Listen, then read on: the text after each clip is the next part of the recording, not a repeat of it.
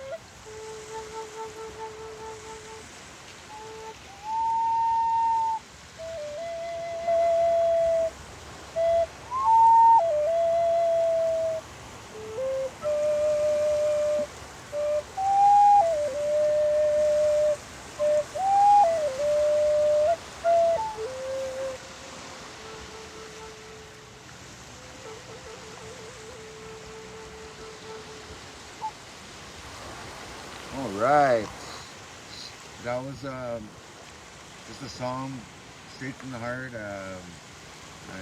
know, when I play my flute, I just play to the natural elements, to the land, to everything. You know, a lot of music comes from this inspiration, and you know, not only music comes from this. There's lots of things. You know, like if you're a writer, you know, write about things like this. Share these moments and share the beauty of this land with everybody. So yeah, I just wanted to share that with you as well, that you know, these are very inspirational moments. We can get inspired off of the land, we can get healing from the land, we can get that connection with the land, and that's what we're out here for.